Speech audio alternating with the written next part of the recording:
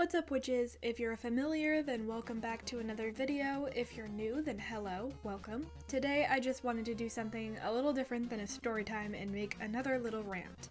I just kinda want to discuss some of my random peeves in the art community and art circles in general. Keep in mind this isn't to step on anyone's toes or call anyone out. Goddess, could you imagine that? I just feel like listing a bunch of random crap that bothers me because why not?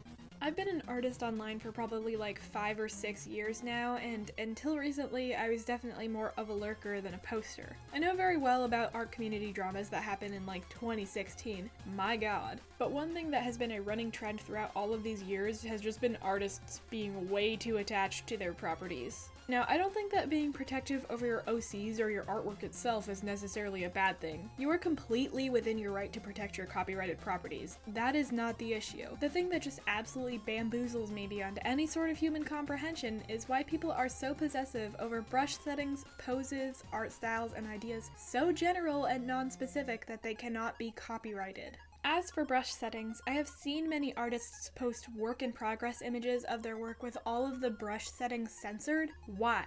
You would think that in the art community, a community all about sharing advice, having fun, and improving on your skills, yes, you would think that someone knowing what brush you use in Clip Studio Paint wouldn't be that big of a deal. How is someone going to steal your whole brand by using the same pen as you? Mind you, a pen that is already publicly available for anyone with the program to use anyway. I cannot fathom. Adjacent to the whole brush settings thing, there's the mythical quote-unquote art style and pose theft argument. Please notice that I call it a mythical argument because neither of these things actually exist. They are myths. Starting with the pose theft, because it's the easiest to point out how dumb it is. No one can just copyright a pose that the human body can make. Can you imagine someone copywriting sitting and being like, well, I've just put a patent on sitting, so like, you guys aren't allowed to do that anymore. It doesn't make any sense. Why did this ever start? Oh my goddess, end me now. Next, we move on to art style theft, which has definitely been more of a controversy than pose theft because, like an onion, it has layers.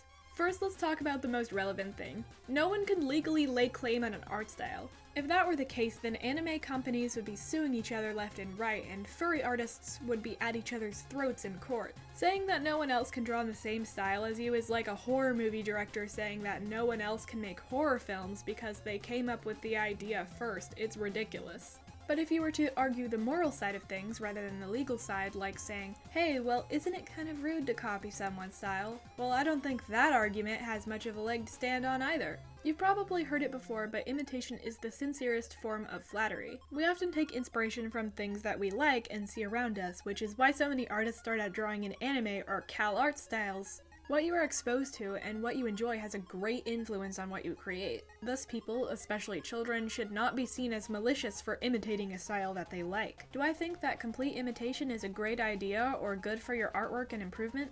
No, not really. I definitely encourage people to experiment with multiple different styles and to add their own flair into their work. For example, I started out drawing in a traditional anime art style, something that you would see in K-On! Or something. However, over time, I branched out and started to add my own touches to my art to make it more myself. Would my art style still technically be considered anime? Probably, but I feel like it's different than a lot of other things that one may see, though probably not completely original. That's just my take though. Everyone should draw what makes them happy, even if that means imitating something. Just go for it. Do what you want to do. Slay, queen, slay! Wow, I talked about that for a long time. I had a lot more to say than I initially thought, apparently. Moving on, artists gatekeeping ideas that aren't really that original.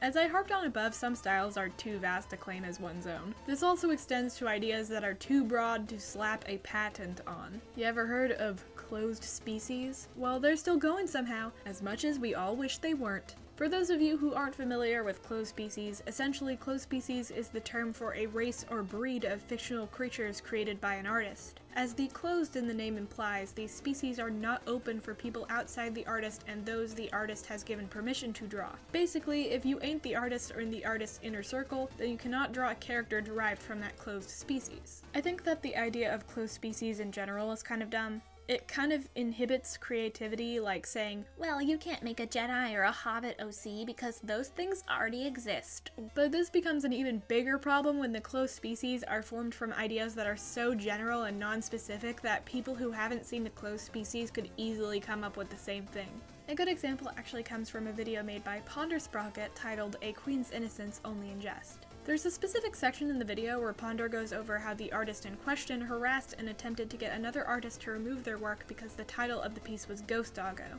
The first artist claimed that ghost doggos were their closed species and that nobody could draw a ghost dog because it was their concept, as if the idea of a ghost also being a dog hasn't existed before right now. Tim Burton better watch out for this guy. If you want to know more about it, I recommend checking out her video on the situation. I've left a link to it in the description. Her videos are amazing. Back on topic though, you can't just lay claim on something as general as a ghost dog or an angel or a skeleton. Ain't how it works, homie. Now that I've discussed all of the stupid gatekeeping, let me get into more general peeves. People that criticize other people's art without being asked to do so and then get mad when the person they criticized doesn't respond in kind. I believe that you can criticize anything you want as long as it's public. Anyone can say something about anything, but does that mean you are entitled to that criticized person's response?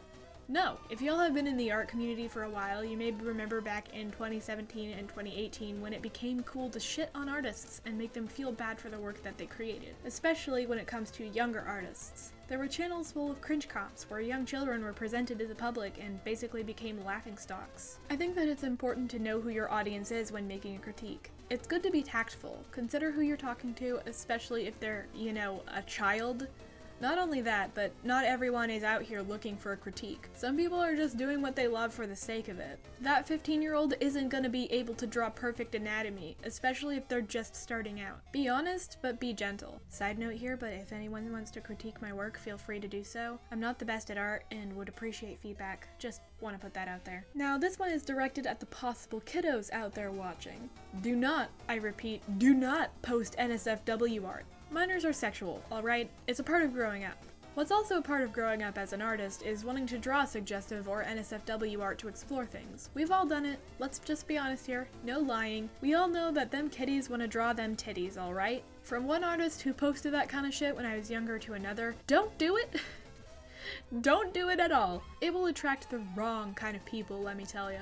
Draw what you want, express yourself, it's healthy, but don't post the stuff until you're old enough to, okay? One thing that also bugs me in the art community is the constant self-deprecating. If you're an artist, then you have probably gotten one comment like this that will make you uncomfortable. OMG, you are so good at art, man. I could never be as good as you. Ooh, I can't even draw. This is not the way, damn it. Raise yourself up and don't tear yourself down. You can acknowledge your own skills while also acknowledging someone else's skills. It's cool. You should try it sometime. Don't compare yourself to other people. As a young teen, I was definitely one of these little clods, going around and insulting my own art while complimenting friends and others. It's not productive. If you're unhappy with something, then practice. It will get better, I promise. Now let's get to my last point. Art tips be kinda bad though.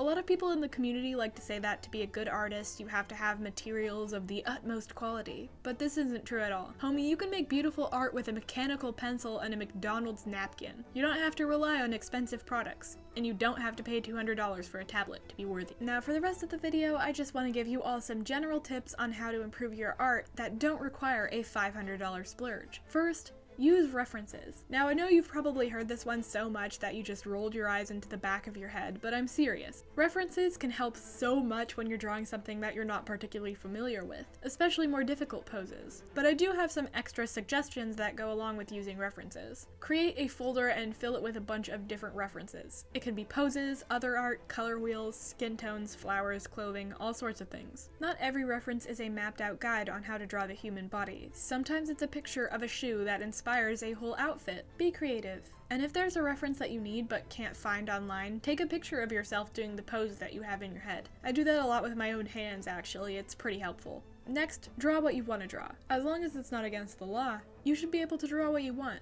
If you want to draw an anime girl, draw an anime girl. If you want to draw a snake, draw a snake. If you want to draw some titties, draw some titties. Don't feel pressured to draw things that you don't want to draw. Do what makes you happy.